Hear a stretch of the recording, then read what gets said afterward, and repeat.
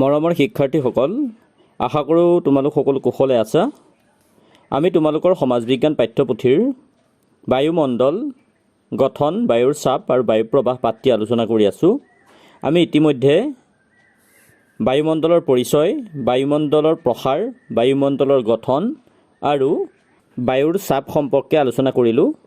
আজি আমি ইয়াৰ পৰৱৰ্তী অংশ আলোচনা কৰিম।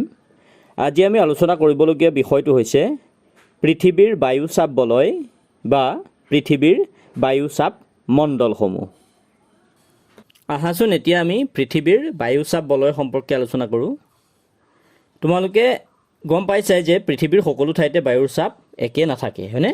কোনো ঠাইত বায়ুৰ চাপ বেছি হয় আৰু কোনো ঠাইত বায়ুৰ চাপ কম হয়। অৰ্থাৎ কোনো ঠাইত বায়ুৰ চাপ উচ্চ হয় আৰু কোনো ঠাইত বায়ুৰ চাপ নিম্ন হয়। এতিয়া বায়ুৰ গতি সদায় কি হয়? বায়ুৰ চাপৰ তাৰতম্যৰ ওপৰত নিৰ্ভৰ কৰে।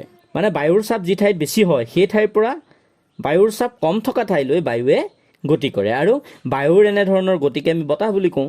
গতিকে বায়ুৰ যি গতি, সেই গতি বায়ুৰ চাপৰ পাৰ্থক্যৰ ওপৰত নিৰ্ভৰ কৰে, আৰু বায়ু প্ৰবাহৰ সেই গতিবিধি আমি অধ্যয়ন কৰিবলৈ হ'লে পৃথিৱীৰ চাপ বলয় বা চাপ মণ্ডলসমূহৰ বিষয়ে আমি আলোচনা কৰিব লাগিব। এতিয়া পৃথিৱীৰ বিভিন্ন অঞ্চল বা ঠাইত সাধাৰণতে দুই প্ৰকাৰৰ বায়ু চাপ লক্ষ্য কৰা হয়। এটা হৈছে উচ্চ চাপ, এটা হৈছে নিম্ন চাপ। মানে কোনো অঞ্চলৰ বায়ুৰ চাপ বেছি হয়, কোনো অঞ্চলত বায়ুৰ চাপ কম হয়। গতিকে দুই ধৰণৰ বায়ুৰ চাপ আমি লক্ষ্য কৰোঁ। এটা হৈছে উচ্চ চাপ, এটা হৈছে নিম্ন চাপ। এতিয়া আমি ইয়াৰ আগতো পাই আহিছোঁ যে সেই ঠাইখনৰ উষ্ণতা আৰু উচ্চতা, এই উষ্ণতা আৰু উচ্চতাৰ পাৰ্থক্যৰ বাবেই বায়ুৰ চাপৰ তাৰতম্য ঘটে। মানে কোনো ঠাইত উচ্চ চাপৰ সৃষ্টি হয়, কোনো ঠাইত নিম্ন চাপৰ সৃষ্টি হয়। এতিয়া বায়ু চাপৰ তুলনামূলক তাৰতম্য অনুসৰি পৃথিৱী পৃষ্ঠত প্ৰধানকৈ 4টা চাপমণ্ডল বা 4টা চাপ বলয়ক চিনাক্ত কৰা হৈছে। এতিয়া এই 4টা চাপ বলয় বা চাপমণ্ডল হৈছে নিৰক্ষীয় নিম্ন চাপ বলয়, উপক্ৰান্তীয় উচ্চ চাপ বলয়, উপমেৰুদেশীয় নিম্ন চাপ বলয় আৰু মেৰুদেশীয় উচ্চ চাপ বলয়। কি পালোঁ? যে নিৰক্ষীয় নিম্ন চাপ বলয়, উপক্ৰান্তীয় উচ্চ চাপ বলয়, উপমেৰুদেশীয় নিম্ন চাপ বলয় আৰু মেৰুদেশীয় উচ্চ চাপ বলয়। এতিয়া এই চিত্ৰটো তোমালোকৰ সেই মণ্ডলকেইটা, চাপমণ্ডলকেইটা দেখুওৱা হৈছে। আহচোন আমি প্ৰত্যেকটো চাপমণ্ডলৰ বিষয়ে বেলেগে বেলেগে আলোচনা কৰোঁ। নিৰক্ষীয় নিম্ন চাপ বলয়। এতিয়া তোমালোকে জানা যে পৃথিৱীৰ সোঁমাজেৰে পূবা পশ্চিমাকৈ যিডাল ৰেখা কল্পনা কৰি লোৱা হৈছে, সেই ৰেখাডালেই হৈছে বিষুৱ ৰেখা বা নিৰক্ষ ৰেখা। এতিয়া এই বিষুৱ ৰেখা বা নিৰক্ষ ৰেখাৰ মান হৈছে 0 ডিগ্ৰী অক্ষাংশ।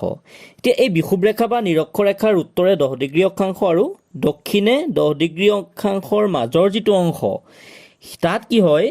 বছৰৰ প্ৰায় সকলো সময়তে সূৰ্যৰশ্মি লম্বভাৱে পৰে বা পোনপটীয়াভাৱে পৰে, আৰু সেইকাৰণে সেই অঞ্চলৰ বায়ু কি হয়? তুলনামূলকভাৱে উত্তপ্ত হৈ থাকে। আৰু বায়ু উত্তপ্ত হোৱাৰ কাৰণে তাৰ বায়ু পাতল হয় আৰু বায়ুৰ ঘনত্ব হ্ৰাস পায়। আৰু ইয়াৰ ফলত সেই অঞ্চলটোত নিম্ন চাপৰ সৃষ্টি হয়। মানে বিষুৱ ৰেখাৰ পৰা 10 ডিগ্ৰী উত্তৰে আৰু 10 ডিগ্ৰী দক্ষিণে সেই অংশটোত সূৰ্যৰশ্মি যিহেতু বছৰটোৰ প্ৰায় সকলো সময়তে লম্বভাৱে পৰে বা পোনপটীয়াভাৱে পৰে, সেইকাৰণে সেই অঞ্চলটো সাধাৰণতে উত্তপ্ত হয়। যিহেতু সেই অঞ্চলৰ বায়ু উত্তপ্ত, সেইকাৰণে সেই বায়ু পাতল, আৰু বায়ু পাতল হোৱাৰ কাৰণে তাৰ ঘনত্ব হ্ৰাস পায়। ঘনত্ব কম হোৱাৰ কাৰণে সেই অঞ্চলত নিম্ন চাপৰ সৃষ্টি হয়। লগতে এই যিটো অঞ্চল, সেই অঞ্চলটোত স্থলভাগৰ তুলনাত জলভাগৰ পৰিমাণ বেছি। মানে বিষুৱ ৰেখাৰ পৰা 10 ডিগ্ৰী উত্তৰ অক্ষাংশ আৰু 10 ডিগ্ৰী দক্ষিণ অক্ষাংশৰ এই মাজৰ যিটো অঞ্চল, তাত স্থলভাগৰ তুলনাত জলভাগৰ পৰিমাণ বেছি। আৰু উত্তাপ বেছি হোৱাৰ বাবে এই অঞ্চলৰ বায়ুত অধিক জলীয় বাষ্প থাকে। মানে বায়ু যিহেতু উত্তপ্ত, সেইকাৰণে সেই বায়ুৰ জলীয় বাষ্পৰ ধাৰণ ক্ষমতাটো বেছি। গতিকে জলীয় বাষ্প যিহেতু অধিক পৰিমাণে থাকে, সেইকাৰণে সেই অঞ্চলৰ বায়ুৰ চাপ হ্ৰাস হয়। গতিকে সেই নিৰক্ষীয় অঞ্চলটোত স্থায়ীভাৱে বায়ুৰ চাপ নিম্ন হৈ থাকে। মানে এই নিৰক্ষীয় অঞ্চলটোত সূৰ্যৰশ্মি পোনপটীয়াভাৱে পৰে। পোনপটীয়াভাৱে পৰাৰ বাবে বায়ু তুলনামূলকভাৱে সেই অঞ্চলত উত্তপ্ত হৈ থাকে, আৰু উত্তপ্ত হৈ থকাৰ কাৰণে বায়ু পাতল হয়, বায়ুৰ ঘনত্ব হ্ৰাস পায়। সেইবাবে সেই অঞ্চলৰ বায়ু নিম্ন চাপ হয়।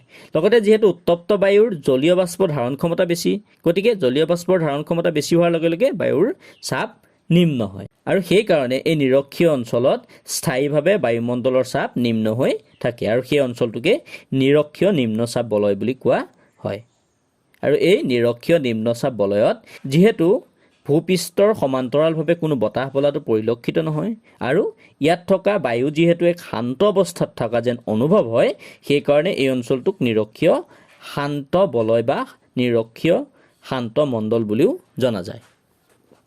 দ্বিতীয়টো চাপ বলয় হৈছে উপক্ৰান্তীয় উচ্চচাপ বলয়।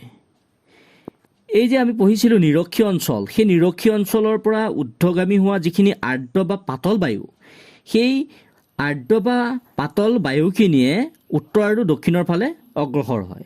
এতিয়া এই ঊৰ্ধ্বগামী হোৱা এই বায়ুখিনি পিছলৈ ক্ৰমে কি হয়, ঠাণ্ডা হ'বলৈ ধৰে আৰু ঠাণ্ডা হোৱাৰ বাবে সেই বায়ুখিনি গধুৰ হৈ পৰে। এতিয়া এই 25 ডিগ্ৰী উত্তৰ অক্ষাংশৰ পৰা 35 ডিগ্ৰী উত্তৰ অক্ষাংশলৈ আৰু 25 ডিগ্ৰী দক্ষিণ অক্ষাংশৰ পৰা 35 ডিগ্ৰী দক্ষিণ অক্ষাংশলৈ এই দুটা উপক্ৰান্তীয় অঞ্চলত এই যিখিনি ঠাণ্ডা বা গধুৰ বায়ু সেইখিনি তললৈ নামি আহি অৱস্থান কৰে। মানে নিৰক্ষীয় অঞ্চলৰ পৰা ঊৰ্ধ্বগামী হোৱা যিখিনি বায়ু আৰ্দ্ৰ বা পাতল বায়ুখিনি সেইখিনি উত্তৰ ফালে আৰু দক্ষিণ ফালে অগ্ৰসৰ হয় আৰু সেইখিনি কি হয়, এই যি দুটা উপক্ৰান্তীয় অঞ্চল সেই উপক্ৰান্তীয় অঞ্চল দুটাত এই ঠাণ্ডা বা গধুৰ বায়ুখিনি তললৈ নামি আহি অৱস্থান কৰে। ঠিক একেদৰে দুই মেৰু অঞ্চলৰ পৰাও শীতল আৰু গধুৰ বায়ু এই দুটা অঞ্চললৈ, এই উপক্ৰান্তীয় অঞ্চল দুটালৈ আহে। এতিয়া এই কৰ্কটক্ৰান্তি আৰু মকৰক্ৰান্তি, উত্তৰৰ কৰ্কটক্ৰান্তি আৰু দক্ষিণৰ মকৰক্ৰান্তিৰ ওচৰত এনে এই গধুৰ বায়ু আৰু শীতল বায়ু মিলিত হৈ উচ্চচাপ বলয়ৰ সৃষ্টি হয়। এতিয়া কৰ্কটক্ৰান্তি আৰু মকৰক্ৰান্তি তোমালোকে জানা যে কৰ্কটক্ৰান্তি ক'ত আছে, উত্তৰ গোলাৰ্ধত 23.5 ডিগ্ৰী উত্তৰ অক্ষাংশ হৈছে কৰ্কটক্ৰান্তি আৰু 23.5 ডিগ্ৰী দক্ষিণ অক্ষাংশ হৈছে মকৰক্ৰান্তি। এতিয়া এই কৰ্কটক্ৰান্তি আৰু মকৰক্ৰান্তিৰ ওচৰত মানে 25 ডিগ্ৰী উত্তৰ অক্ষাংশৰ পৰা 35 ডিগ্ৰী উত্তৰ অক্ষাংশ আৰু 25 ডিগ্ৰী দক্ষিণ অক্ষাংশৰ পৰা 35 ডিগ্ৰী দক্ষিণ অক্ষাংশৰ এই দুটা যি দুটা অঞ্চল, এই যি দুটা উপক্ৰান্তীয় অঞ্চল, সেই অঞ্চলত গধুৰ বায়ু আৰু শীতল বায়ু মিলিত হৈ উচ্চচাপ বলয়ৰ সৃষ্টি কৰে আৰু এই অঞ্চলত বায়ুৰ গতি প্ৰধানকৈ নিম্নমুখী হয় আৰু সেয়েহে ইয়াত বতাহ বা বায়ু প্ৰবাহ অনুভূত নহয়। এতিয়া এই যি দুটা উপক্ৰান্তীয় অঞ্চল, সেই অঞ্চল দুটাত বায়ুৰ প্ৰবাহ ইমানেই কম হয় যে কেতিয়াবা সাগৰত জাহাজ চলাচলো কৰিব নোৱাৰে। মধ্যযুগত কি হৈছিলে, ইউৰোপীয় নাবিকসকলে এই অঞ্চলত জাহাজ চলোৱাত যথেষ্ট অসুবিধা পাইছিলে আৰু বতাহৰ চলাচল প্ৰায় নথকাৰ ফলত জাহাজ চলাব নোৱাৰাৰ বাবে নাবিকসকলে কি কৰিছিল, জাহাজৰ বোজা কমাবৰ বাবে জাহাজত অনা ঘোঁৰাবিলাক সাগৰৰ পানীত দলিয়াই দিছিল আৰু সেইবাবেই এই উপক্ৰান্তীয় অঞ্চলটোৰ এই যিটো উচ্চচাপ বলয়, সেই উচ্চচাপ বলয়ক অশ্ব অক্ষাংশ বুলিও কোৱা হয়। গতিকে আমি কি গম পালোঁ যে নিৰক্ষীয় অঞ্চলৰ পৰা ঊৰ্ধ্বগামী হোৱা যি বায়ু, সেই বায়ুৱে উত্তৰ আৰু দক্ষিণ ফালে অগ্ৰসৰ হয় আৰু এই নিৰক্ষীয় অঞ্চলৰ পৰা ঊৰ্ধ্বগামী হোৱা আৰ্দ্ৰ বা পাতল বায়ুখিনি কি হয়, ক্ৰমে ঠাণ্ডা হ'বলৈ ধৰে আৰু তাৰ ফলত সি গধুৰ হৈ পৰে। 25 ডিগ্ৰী উত্তৰ অক্ষাংশৰ পৰা 35 ডিগ্ৰী উত্তৰ অক্ষাংশ আৰু 25 ডিগ্ৰী দক্ষিণ অক্ষাংশৰ পৰা 35 ডিগ্ৰী দক্ষিণ অক্ষাংশৰ এই যি দুটা উপক্ৰান্তীয় অঞ্চল, সেই অঞ্চলত এই ঠাণ্ডা বা গধুৰ বায়ুখিনি তললৈ আহি অৱস্থান কৰে। লগতে মেৰু অঞ্চলৰ পৰাও শীতল আৰু গধুৰ বায়ুখিনি আহি এই দুটা অঞ্চলতে, এই উপক্ৰান্তীয় অঞ্চল দুটাতে অৱস্থান কৰেহি। গতিকে এই অঞ্চল দুটাত কি হয়, গধুৰ বায়ু আৰু শীতল বায়ু মিলিত হৈ উচ্চচাপ বলয়ৰ সৃষ্টি কৰে। গতিকে আমি গম পালোঁ যে 25 ডিগ্ৰী উত্তৰ অক্ষাংশৰ পৰা 35 ডিগ্ৰী উত্তৰ অক্ষাংশলৈ সেই অঞ্চলটো আৰু 25 ডিগ্ৰী দক্ষিণ অক্ষাংশৰ পৰা 35 ডিগ্ৰী দক্ষিণ অক্ষাংশলৈ এই অঞ্চলটো কি বুলি কোৱা হয়, উপক্ৰান্তীয় উচ্চচাপ মণ্ডল বুলি কোৱা হয় বা উপক্ৰান্তীয় উচ্চচাপ বলয় বুলি কোৱা হয়। এতিয়া আমি তৃতীয়টো চাপ মণ্ডল উপমেৰুদেশীয় নিম্নচাপ মণ্ডল বা উপমেৰুদেশীয় নিম্নচাপ বলয়ৰ বিষয়ে আলোচনা কৰিম। তোমালোকে এই কথাটো জানা যে বিষুৱৰেখাৰ উত্তৰৰ অংশক উত্তৰ গোলাৰ্ধ আৰু দক্ষিণ অংশক দক্ষিণ গোলাৰ্ধ বুলি কোৱা হয়। এতিয়া এই উপমেৰুদেশীয় নিম্নচাপ বলয়টো উত্তৰ গোলাৰ্ধৰ 60 ডিগ্ৰী উত্তৰ অক্ষাংশৰ পৰা 70 ডিগ্ৰী উত্তৰ অক্ষাংশলৈ আৰু দক্ষিণ গোলাৰ্ধৰ 60 ডিগ্ৰী দক্ষিণ অক্ষাংশৰ পৰা 70 ডিগ্ৰী দক্ষিণ অক্ষাংশলৈকে অৱস্থিত হৈ আছে। মানে উপমেৰুদেশীয় নিম্নচাপ বলয়টো বা উপমেৰুদেশীয় নিম্নচাপ মণ্ডলটো 60 ডিগ্ৰী উত্তৰ অক্ষাংশৰ পৰা 70 ডিগ্ৰী উত্তৰ অক্ষাংশলৈ আৰু 60 ডিগ্ৰী দক্ষিণ অক্ষাংশৰ পৰা 70 ডিগ্ৰী দক্ষিণ অক্ষাংশলৈ অৱস্থিত হৈ আছে। পৃথিৱীৰ উত্তৰ আৰু দক্ষিণ গোলাৰ্ধৰ এই দুটা উপমেৰু অঞ্চলত কি হয়, পৃথিৱীৰ আৱৰ্তনৰ গতি দুই মেৰুতকৈ, পৃথিৱীৰ সুমেৰু আৰু কুমেৰু বা উত্তৰ মেৰু আৰু দক্ষিণ মেৰুতকৈ কি হয়, বেছি হয়। ইয়াৰ ফলত উপমেৰু অঞ্চলৰ বায়ু উপক্ৰান্তীয় অঞ্চলৰ ফালে বিক্ষিপ্ত হয় আৰু তেতিয়া কি হয়, উপমেৰু অঞ্চল দুটাত বায়ুৰ পৰিমাণ হ্ৰাস পায় আৰু তাত নিম্নচাপৰ সৃষ্টি হয়। তাৰমানে আমি কি গম পালোঁ যে এই উপমেৰু অঞ্চলৰ পৰা বায়ু কি হয়, উপক্ৰান্তীয় অঞ্চলৰ ফালে গতি কৰে আৰু সেইকাৰণে সেই অঞ্চল দুটাত বায়ুৰ পৰিমাণ হ্ৰাস পায় আৰু তাত নিম্নচাপৰ সৃষ্টি হয়। অৱশ্যে এই কথাটো উল্লেখযোগ্য যে এই চাপমণ্ডলটোত ঋতুভেদে কেতিয়াবা কিছু উত্তৰলৈ আৰু কেতিয়াবা কিছু দক্ষিণলৈও গতি কৰে। গতিকে যে উত্তৰ গোলাৰ্ধত 60 ডিগ্ৰী উত্তৰ অক্ষাংশৰ পৰা 70 ডিগ্ৰী উত্তৰ অক্ষাংশ আৰু দক্ষিণ গোলাৰ্ধত 60 ডিগ্ৰী দক্ষিণ অক্ষাংশৰ পৰা 70 ডিগ্ৰী দক্ষিণ অক্ষাংশৰ এই অঞ্চলটোতেই উপমেৰুদেশীয় নিম্নচাপ বলয়টো আছে। পৃথিৱীৰ চতুৰ্থটো চাপ বলয় হৈছে মেৰুদেশীয় উচ্চচাপ বলয়। তোমালোকক ইতিমধ্যে মই কৈছোঁৱে যে কি হয়, পৃথিৱীৰ দুই মেৰু অঞ্চলত সূৰ্যৰশ্মি পোনপটীয়াভাৱে নপৰে। পৃথিৱীৰ দুই মেৰু অঞ্চলত সূৰ্যৰশ্মি যিহেতু অতি হেলনীয়াভাৱে পৰে আৰু সেইকাৰণে সেই অঞ্চল দুটা, সেই মেৰু অঞ্চল দুটা অতিপাত ঠাণ্ডা হয় আৰু বৰফেৰে আবৃত হৈ থাকে। যিহেতু ইয়াত অতিপাত ঠাণ্ডা হয় সেইকাৰণে সেই অঞ্চলৰ বায়ু অতিশয় শীতল হয়। ইয়াৰ উপৰিও অতিপাত ঠাণ্ডা হোৱাৰ বাবে সেই অঞ্চলটোত পানী গোট মাৰি বৰফ হিচাপে জমা হৈ থাকে আৰু সেইবাবে কি হয়, সেই অঞ্চলটোত জলীয় বাষ্প প্ৰায় নাথাকে। জলীয় বাষ্প যিহেতু পৰিমাণ কম আৰু সেইকাৰণেই সেই অঞ্চলত বায়ুৰ চাপ বেছি হয়। গতিকে এই মেৰু অঞ্চল দুটাত স্থায়ীভাৱে বায়ুৰ চাপ বেছি হোৱা দেখা পোৱা যায়। মানে যে মেৰু অঞ্চল দুটাত সূৰ্যৰশ্মি যিহেতু অতি হেলনীয়াভাৱেহে পৰে সেইকাৰণে সেই অঞ্চল দুটা অতিশয় ঠাণ্ডা হয়, লগতে কি হয়, তাত পানী বৰফ হিচাপে গোট মাৰি থাকে।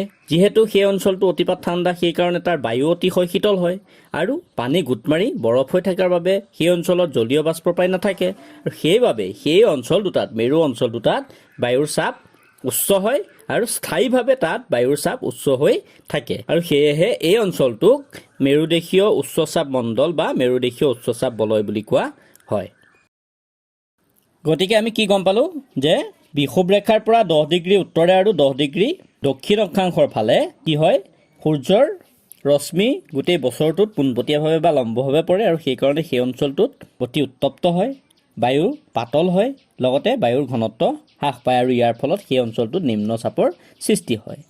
তাৰপিছত আমি কি গম পালোঁ যে 25 ডিগ্ৰী উত্তৰ অক্ষাংশৰ পৰা 35 ডিগ্ৰী উত্তৰ অক্ষাংশলৈ আৰু 25 ডিগ্ৰী দক্ষিণ অক্ষাংশৰ পৰা 35 ডিগ্ৰী দক্ষিণ অক্ষাংশলৈ এই অঞ্চল দুটা, এই উপক্ৰান্তীয় অঞ্চল দুটাত কি হয়, বায়ুৰ চাপ বেছি হয় আৰু সেইকাৰণে সেই দুটা উপক্ৰান্তীয় উচ্চচাপ মণ্ডল।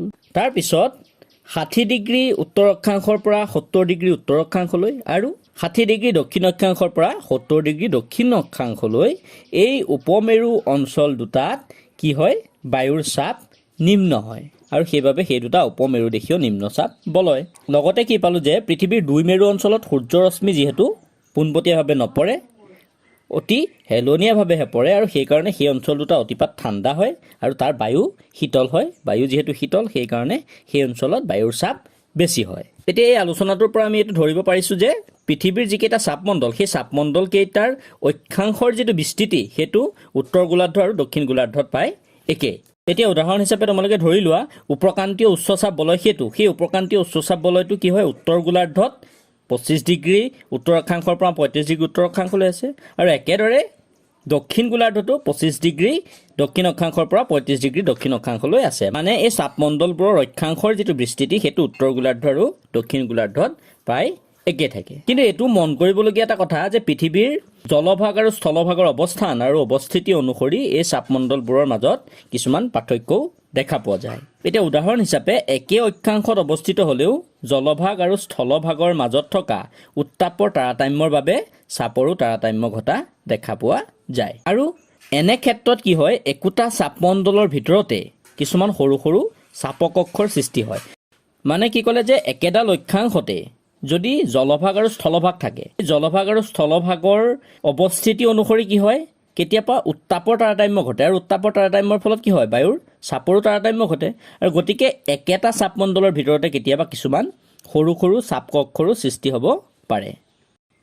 গতিকে আজি আমি পৃথিৱীৰ বায়ুচাপ মণ্ডল বা বায়ুচাপ বলয়সমূহনো কি কি সেইসমূহৰ বিষয়ে আমি আলোচনা কৰিলোঁ। এতিয়া তোমালোকে এই প্ৰশ্নকেইটা লিখি লোৱা আৰু উত্তৰসমূহ কৰিবা।